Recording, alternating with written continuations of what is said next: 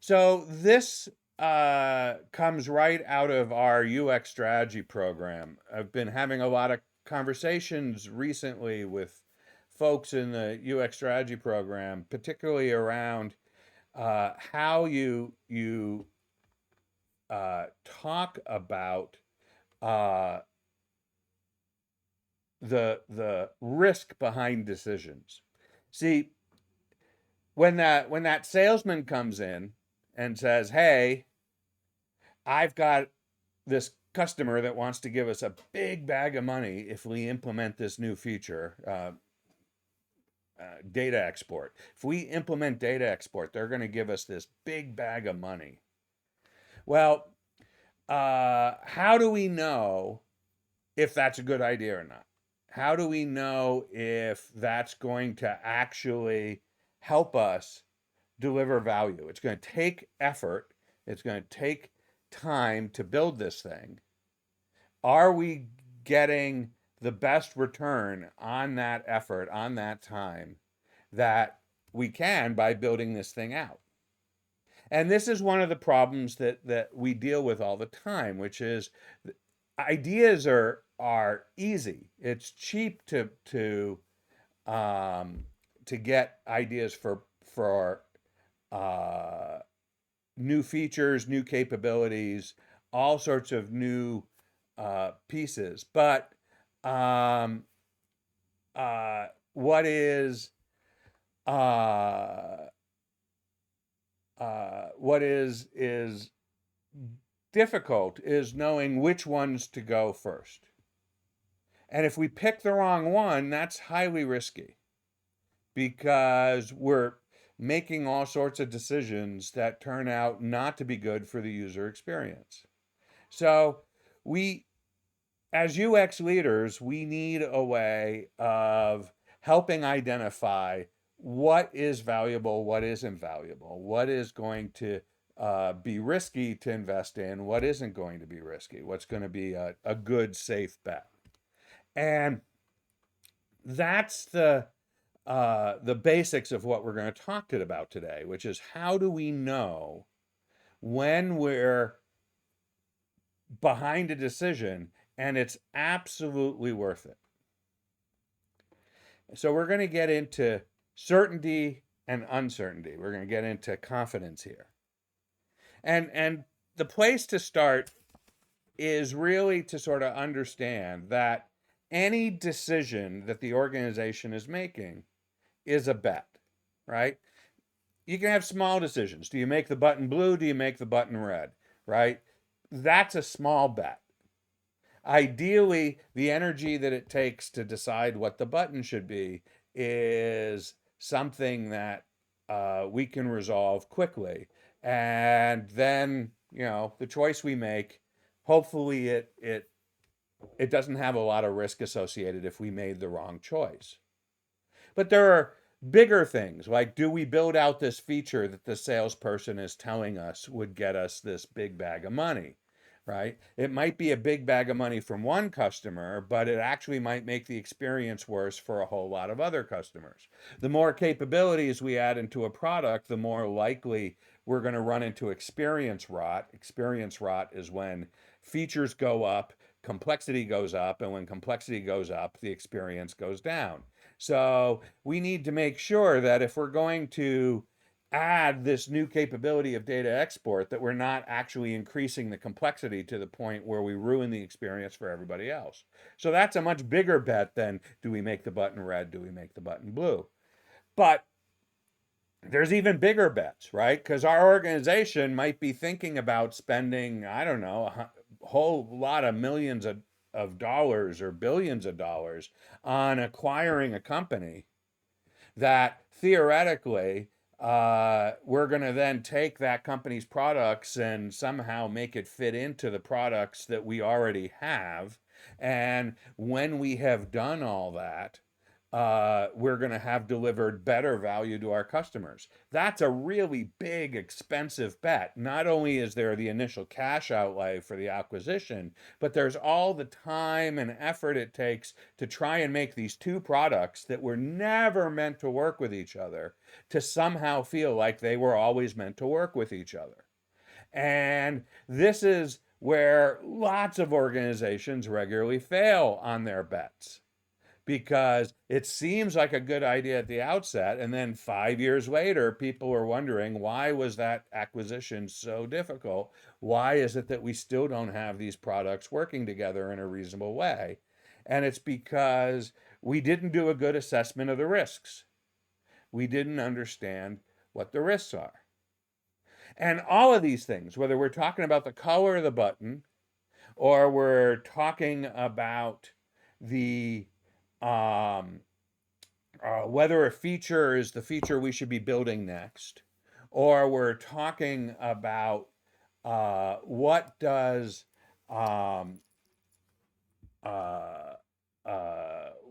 it mean to go through an acquisition. All of these bets are UX issues, because every single one of them affects the user experience. And we can mitigate that with research. The more research we have, the more we understand what users need, the more we understand what the situation is, the more likely we're able to mitigate the risk that comes with these types of decisions. And so the way that we can understand this is to look at how we might prioritize ideas, right? And there's a formula that I always turn to for this, and that formula looks like this.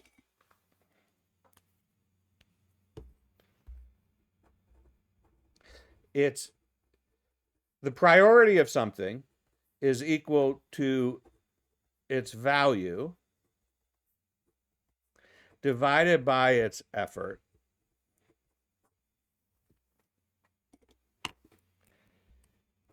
times confidence.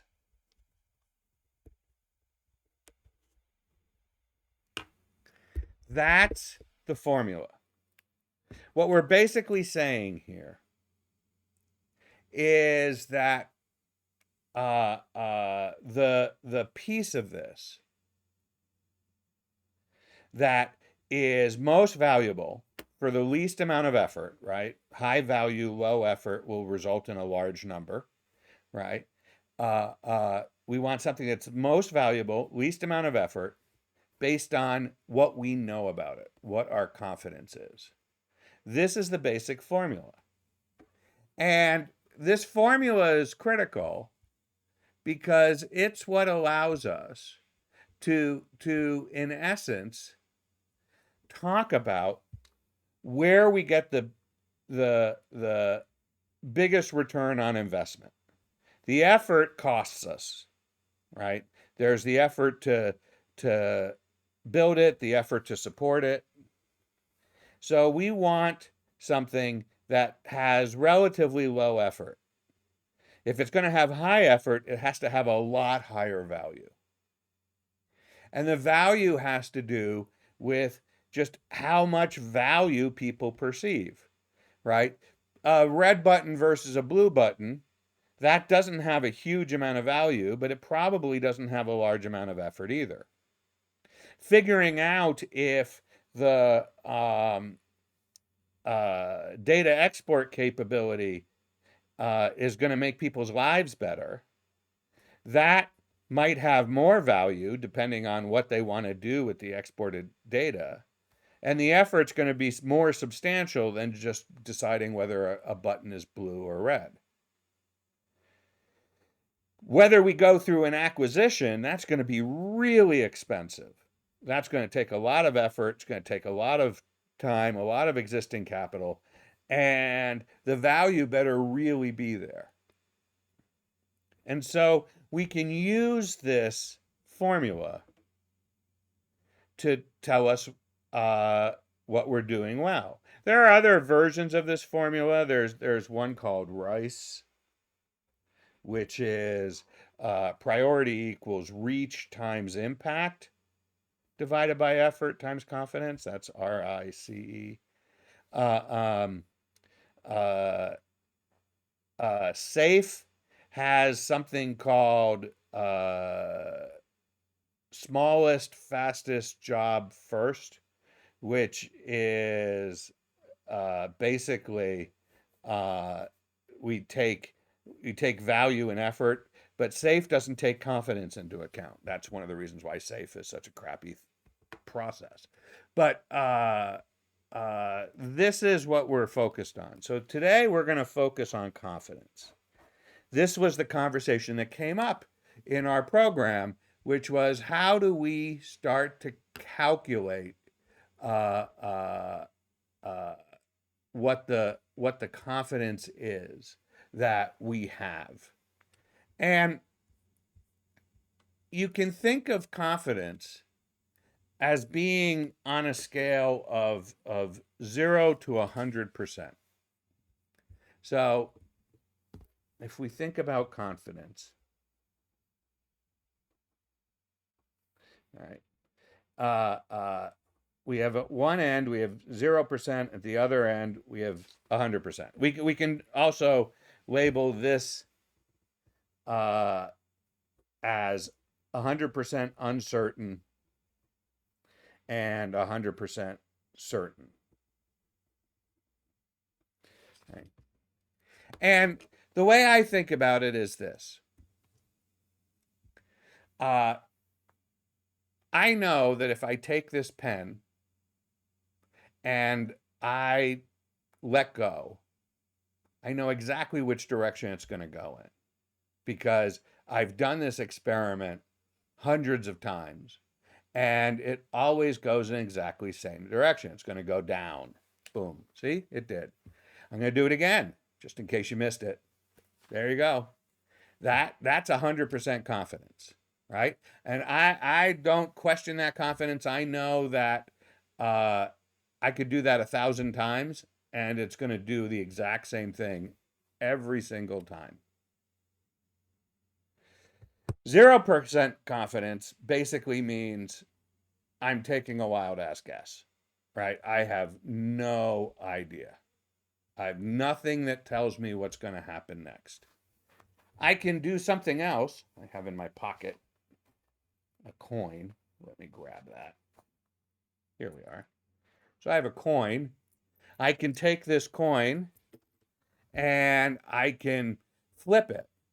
And I know I'll have a 50% chance of it coming up heads and a 50% chance of it coming up tails. That I also know just from experience and from flipping a lot of coins. I'm 100% confident that it will only come up either heads or tails, but I'm only 50% confident on which one it'll be next.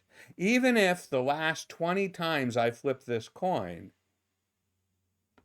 it came up heads, the chances of it coming up heads the next time is still 50%. So knowing that confidence is this scale of 0 to 100%, this helps us quite a bit. By the way, the confidence that we're talking about here today is not the confidence that you find in social science statistics. Confidence in social science statistics tells you, given a set of data that you've already collected, how likely is it that that data is correct, right? That's really what it tells you. But what it doesn't tell you is whether the next piece of data that you get will be anything like the last data you got, right?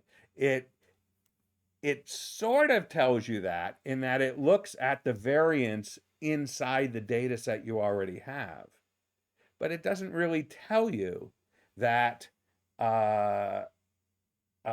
your sampling was correct or your methods were correct or your question was clear or any of those other things. It just tells you that there's a consistency to the data that seems to indicate that the data itself is meaningful. versus all over the board. And so we're not talking about that type of confidence. We're talking instead about a different type of confidence, which is if someone shows up and says, I want you to build this thing, how likely is that a good idea? Right? So when we talk about success and confidence, what we're actually talking about is if we put this out in the world, have we made the product better? Have we actually made the people who use the products lives better because we've put this into the world? And this is where confidence is really important, because we have seen products that have put out a new version and it was worse than the version we had before. And we wonder to ourselves, how does that happen? And the reason it happens is because people's sense of confidence was wrong, right? They were either overconfident or underconfident. If we're overconfident, we put things into the world that we never should have put into the world, or we hold things back that we never should have held back. And we rush to getting something out the door and then crickets, or worse, support calls. And this creates problems for us. If we're underconfident, we overestimate our uncertainty. When we're underconfident, we delay. We have so many debates, so many arguments. Are we doing the right thing? Are we not doing the right thing? And it takes us much, much longer to get things that we should be getting out the door out. So confidence turns out to be a really important part of what we talk about. Anytime anybody is saying we should do X, we should be including that with some measurement of confidence, something on that 0 to 100% scale. And that confidence shouldn't just be made up. It should come from something. It should come from an actual set of experience. And so what we've been doing with teams is helping them figure out how to calculate that confidence.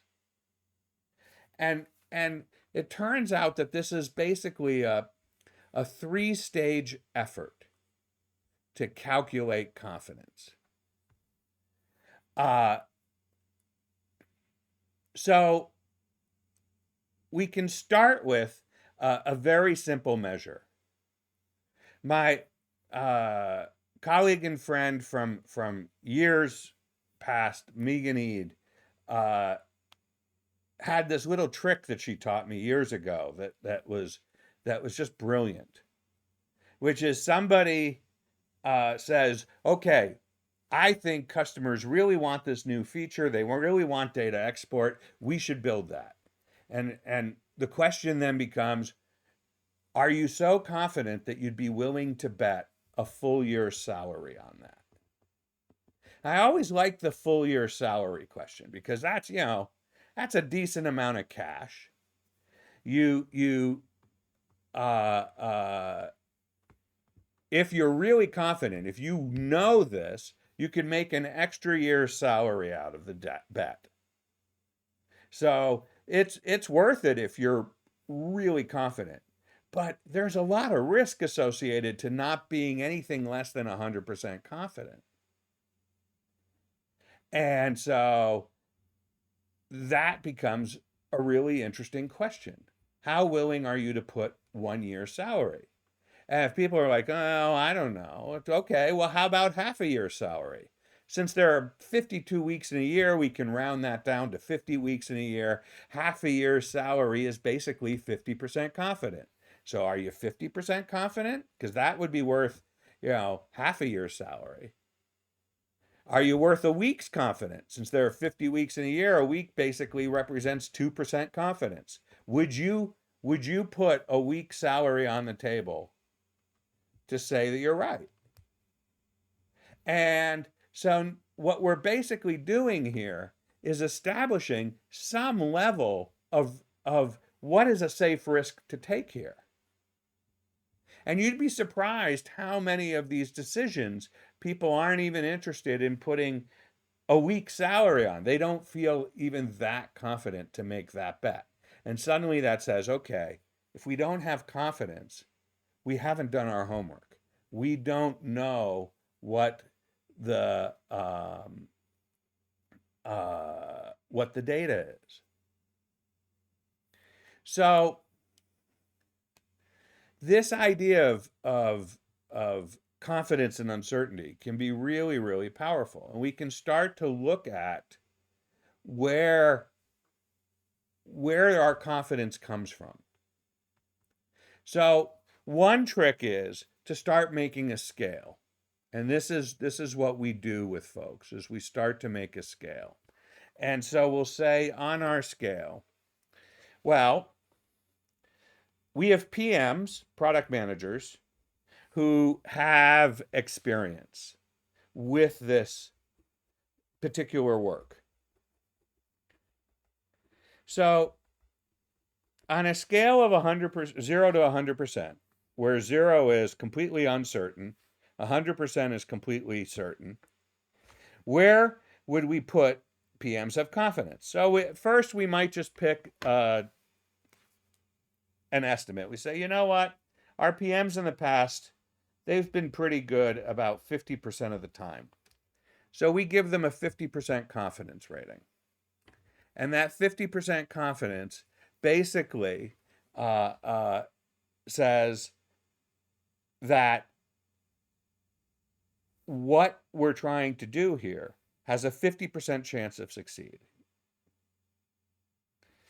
Now, let's say we're looking at another decision to prioritize this against. And that other decision basically is that one customer told us this would be valuable to them.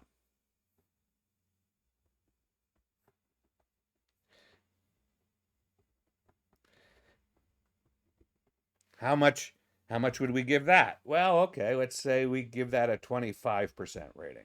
Where am I getting that number? Well, I know it's less than 50%, and I know it's more than 0. So I've just picked something in between. It is just a guess. When we're in the early stages of assessing confidence, what we're really doing is we're looking at relative guesses. I could also have a similar thing, which is we've gone out, we've talked to 25 customers. I don't know why I'm having such trouble writing today. 25 customers.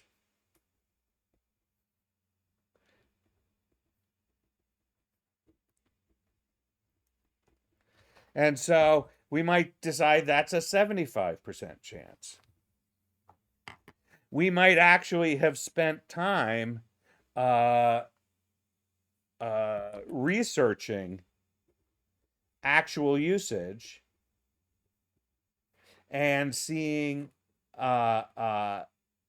exactly where this would dramatically improve customers' lives.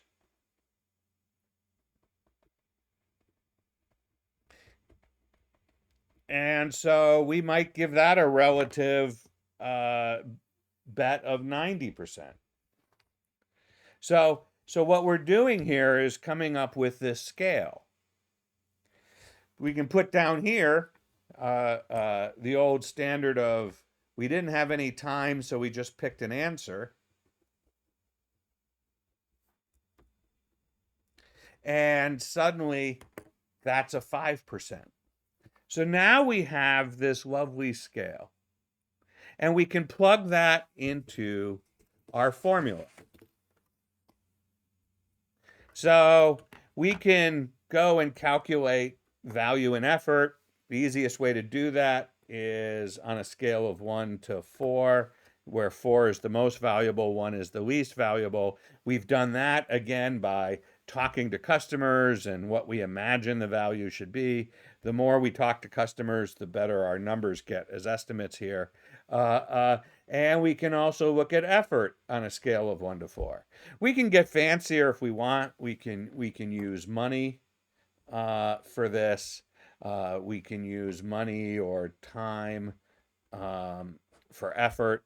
So we can say, well, this is worth $1 million to us, and it's going to cost us $100,000, or it's worth $1 million to us, and it's going to take us 2 years to build. Those are also ways to do this. You can also get really fancy. You can break it down, value to the customer, or value to the business. Right. You see this done a lot in what people refer to as B2B products, because in a B2B product, our delivering of this thing can make our customer 10 times as much money in their pockets because they now have our capabilities. And, how much are they going to pay us to that? And effort, we can look at effort to build and effort to support. So those are different factors that we can play into this.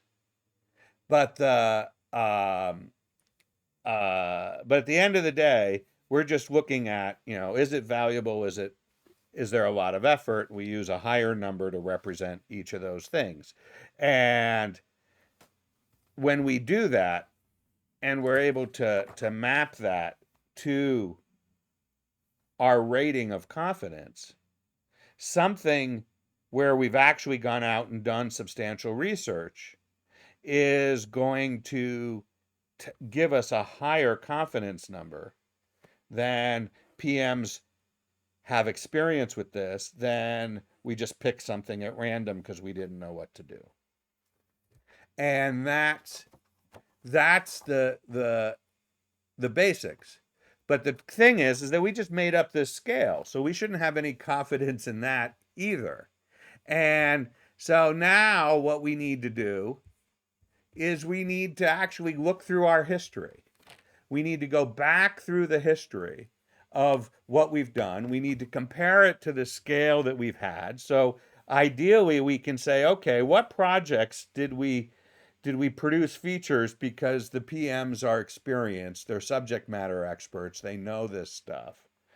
What projects did we produce features where just one customer said it was valuable? What products did we produce features where we talked to a whole bunch of customers before we sent it out, right? And we look at these things and we see how often we were actually correct, how often we were successful or not.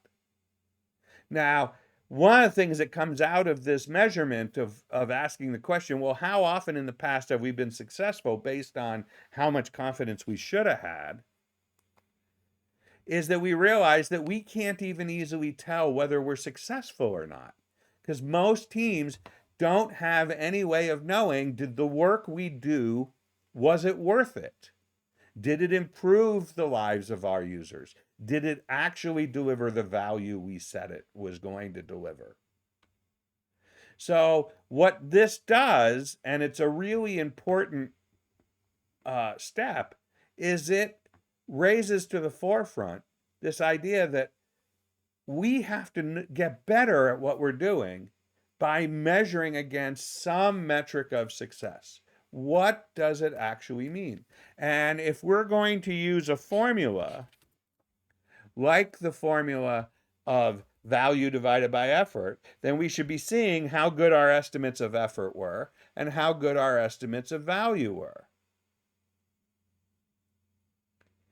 And we have to then compare these results.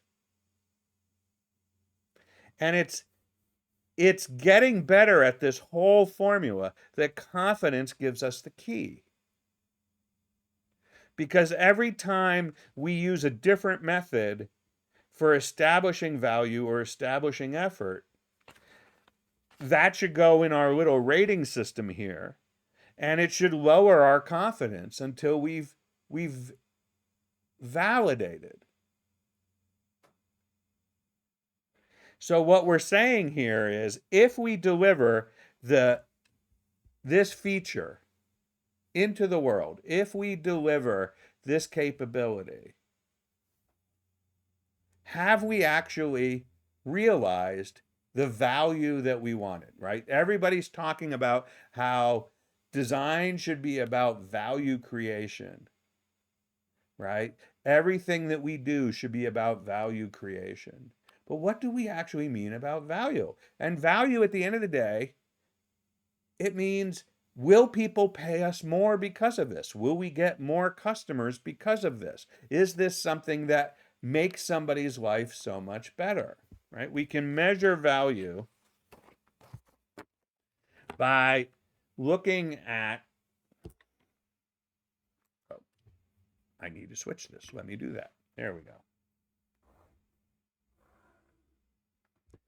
Somehow I leaked a pen. It's driving me nuts. We can measure value by looking at our scale of experience, right? So this is what somebody's experience is like with our product. You know, Edna. We'll talk about Edna in a few weeks. But we can measure experience on a scale of extremely frustrating to extremely delightful. And what we know about this scale is that everything that happens below this line, below the sort of line of neutrality, is frustrating. And because it's frustrating, it's a poor user experience, right? Nobody is excited to get a poor user experience unless it's slightly less poor than the experience they had before. But everything below this line is a poor user experience, and it is going to have very little value to our customers and our users. Whereas everything above the line starts with a good user experience. And so that good user experience are things that delight people more than they frustrate them, and generally makes them happier to have our product, to make it better. So when we are going from a poor user experience and we fix all the frustrations and we start to turn it into something delightful, that jump increases value. Because we've now made the product better, the service better. It is no longer as frustrating to do the things with our product as we could. But we can do even better than that. We can start to anticipate the user's needs. We can exceed their expectations greatly. And this is where we get to great user experience. And now we've really made it valuable. And it's this increase from in value to becoming really valuable, where companies charge premium dollars for their product. You know, think an Apple phone versus a Samsung phone, where companies get a lot of repeat business. Think Disney over other theme parks like Six Flags, right? These are the things that people will pay for. And it's because in some form or other, we've delivered a better user experience. So when we're talking about value, what we're talking about is, how much are we increasing this for the amount of effort that it takes? And how confident are we that we're doing that? And that confidence comes from our ratings. And just knowing that we don't really know how much more valuable we make things is incredibly helpful. It's a fantastic realization because this is a place where, as UX researchers, we can really provide income. We can provide input. We can provide all sorts of real insight into what's going on here. And when we do that, we can get to our third stage, which our third stage is that we get our numbers accurate. We refine these. Over time, we realize, you know what? We've been overestimating PMs, and they're not really at 50%. They're at 30%. Our research has gotten better, so we can up this to 94%. And you know, 25 customers is better than 10 customers, but 10 customers actually gets us at 60%. So we can start to use this scale to get really good at predicting failure. And when we can predict failure, we now are in a place where we can more accurately uncover these numbers. And this is where we get very strategic, because if we can look at the entire roadmap and go through every item on the roadmap, or go through the entire backlog and go through every item on the backlog, we can pick the ones with great confidence that have more value and the least amount of effort. And from there, we can establish what the organization should be working on and what they should deliver. So it is up to us to start to put this together, to start to understand the pieces of it. We need to understand how to assess confidence based on the successes we've had in the past. We take that confidence and we grow that into a language that allows us to put a real number against the